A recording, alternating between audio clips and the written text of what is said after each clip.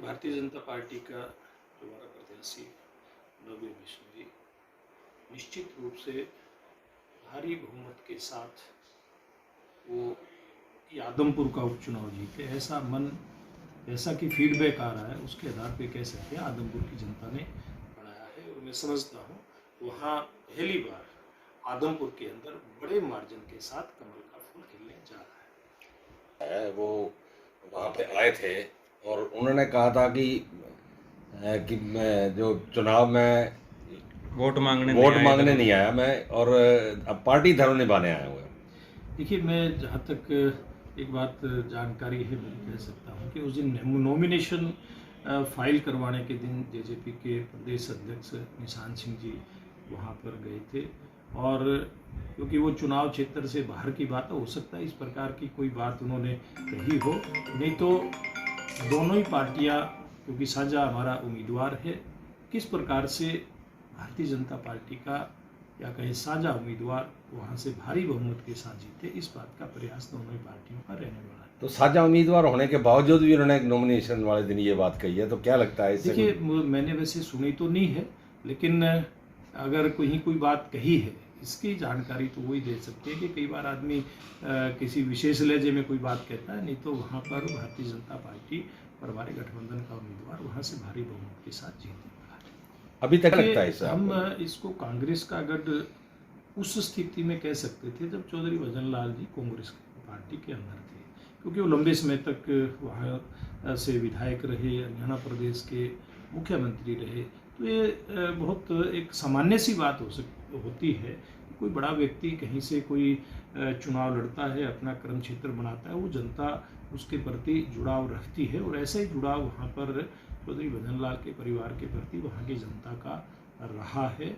और क्योंकि पहले भी इन्होंने चुनाव कांग्रेस पार्टी से अलग लड़ा है, हरियाणा जनहित कांग्रेस से लड़ा है, तब भी वहाँ की जनता ने मोटे तौर पे इसी परिवार का साथ दिया।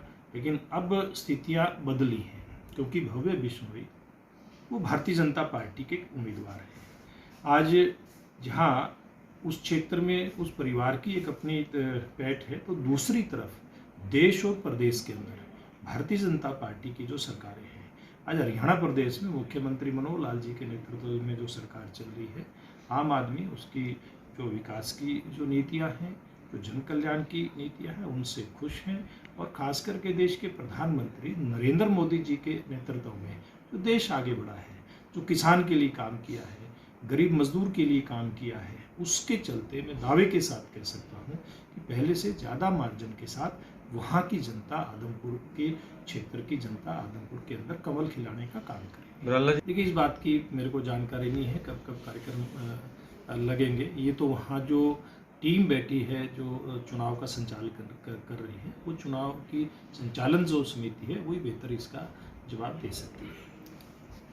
देखिए, निश्चित रूप से कोई भी व्यक्ति हो, कोई भी पार्टी हो, नहीं चाहता कि कहीं भी महंगाई बढ़े।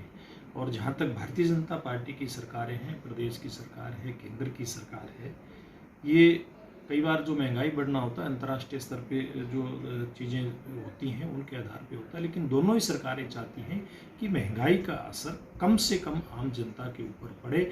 इसलिए कैसे आम जन को राहत देनी, इस बात को ध्यान में रख कर के सरकारें चलती हैं। अभी आप देखिए कि एक तरफ अभी 2 दिन पहले हमारी सरकार ने गेहूं व अन्य फसलों के दामों में भारी बढ़ोतरी की है।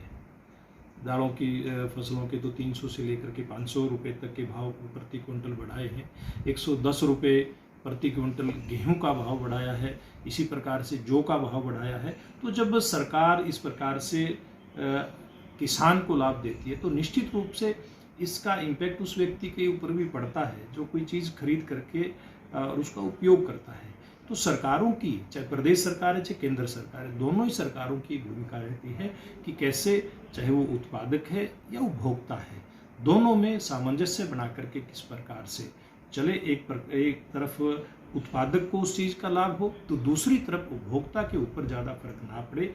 ये एक बैलेंस बना करके सरकारें चलती है, और मैं समझता हूँ कि इस बात का ध्यान देश के प्रधानमंत्री नरेंद्र मोदी जी के राज में बखूबी रखा गया है। देखिए, उन्होंने अमेरिका के अंदर निर्मला सीतारमन जी ने ये बात कही है, वो कई बार कोई परिदृश्य होता है, कई बार कोई वातावरण होता है, उसमें किस आधार पे बात की है वो तो वो जाने, इस बात के ऊपर कोई टिप्पणी नहीं।